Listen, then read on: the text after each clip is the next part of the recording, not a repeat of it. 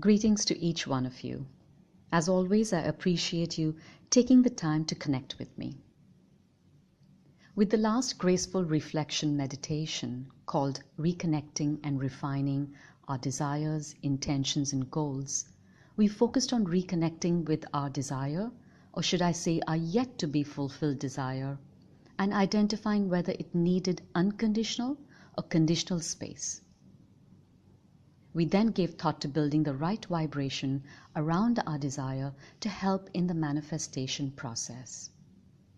Today's Graceful Reflection, which is a process or an approach, and it is called identifying the true intention of the desire, will further enhance the positive vibration around our yet to be fulfilled desire, leading perhaps not only to its fulfillment, but also adding a greater sense of purpose to our desire. Every desire fulfills various needs. Some are a direct result and some indirect. But both bring happiness and joy when we experience them eventually. Let's divide them into primary and secondary needs. In the period of manifesting it, focusing on the primary need helps us to channel our energy and vibration in the right direction.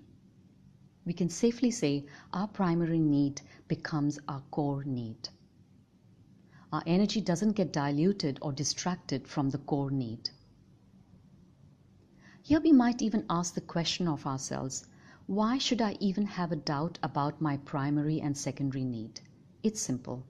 I wish to manifest more money, or have the perfect loving relationship, or a healthy body, or get that promotion which I rightly deserve. The desire has no room for further reflection on primary or secondary need hidden within it. Instead of justifying why there must be primary and secondary need, I wish to take you through a process. The approach I'm about to share takes a look at human emotional influencers, better known as emotional drivers, from the perspective of personal identity and extending it into universal identity. For example, if you are seeking a job promotion, that is your need at the present moment. If you would ask yourself, why do I feel the need to fulfill this desire? Is it because it brings in more money, more power, more recognition? What is the primary need here? If it is recognition, the other two are byproducts. Visualize your input in the office being valued and recognized. Work with full faith in your input into the company. Your energy will shift and you will be amazed at how the promotion becomes less of a desire. Let the energy of your newfound confidence in yourself bring bigger and better things for you. While the concept of drivers has been widely used in the realms of manifestation and human psychology, what I'm sharing here is my approach to our personal identity and universal identity. We humans have 8 personal identities and corresponding universal identity. Each one is important for our balance. There are 2 that are our key identities. Fulfilling these 2 identities keeps us in balance. I believe all our actions are correlated to these 2 key identities. Look at the table that's presented on the screen at the moment and identify your 2 main personal identities.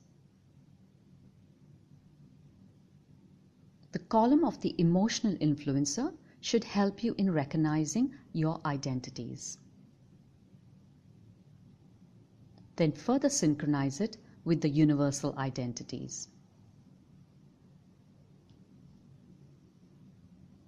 All our actions fulfill these 2 identities. Our decision making is justified by the 2 identities we see in ourselves, which we in turn project onto our interpersonal relationships as well. Pause here to really understand how your 2 personal identities have paved your way to the present moment in your life. You may need some time to reflect on this. In fact, I would suggest do not focus on your present unfulfilled desire that you're trying to manifest when you're looking at this table.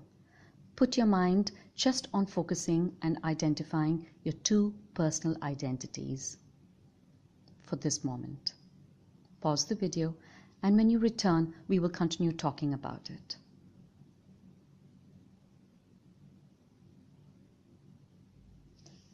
How has your present life been influenced in your personal relationships, profession, goals, and aspirations? When you completely understand how they have influenced your choices, connect your yet to be fulfilled desire, which you're desiring to manifest, to which identity it is fulfilling. So then the job promotion that a developer or a communicator who's seeking it is perhaps looking for a deeper primary need to make more responsible involvement or get appreciated. It's not the act of the promotion that the person is trying to fulfill. It's the primary need or the two key emotional influences. The job promotion becomes more like the stimulus to fulfill that identity or emotional influencer. The byproduct of the benefit, the promotion itself, or the benefits that come along once you get promoted, which in turn fulfills the secondary need. Similarly, the preserver or the philosopher who is seeking the loving relationship is perhaps seeking that more to fulfill their primary emotional influencer of feeling safe and secure and to belong. Or the person seeking to heal an illness is truly seeking to be the communicator and energizer so they feel appreciated and reach their maximum potential. As you fulfill your two personal identities, you feel balanced and create more space to address and fulfill the other 6 emotional influences that are also important for your well-being. But your key focus will be always to keep your two key identities in complete harmony and balance and fulfilled. This process will help you focus your energies on the primary and not the secondary need. We all are well aware of the power of visualization.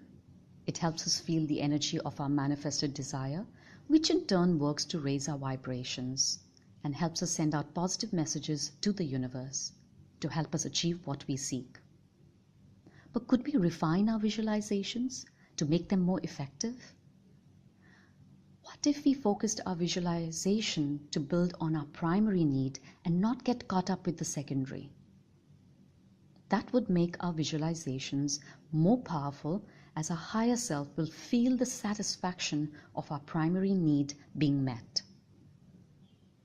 The channel through which it gets satisfied is not important. That can be left to the universe and its magic of synchronicity to guide us through the process. This will help us maintain unconditional space around our desire, allowing for bigger and better things to come to us. I spoke about unconditional space in my previous video in the manifestation series. I hope you found this process or approach useful. As always, please send me your feedback. My next approach or process in the manifestation series is aimed at helping you understand how one can gauge their progress in the manifestation process. How it's important to be involved in all stages of building of your desire, from the stage of creation of the idea to strategy, planning, and executing it. And having the ability to recognize which stage you are at in the manifestation process of that particular desire. And also having the ability to know when to shift from one stage to the other in order to have a continued movement forward in the fulfillment of that particular desire. Until we meet again for that next approach in the Graceful Reflections series, I wish you well, Take care of yourself, and thank you once again. Namaste.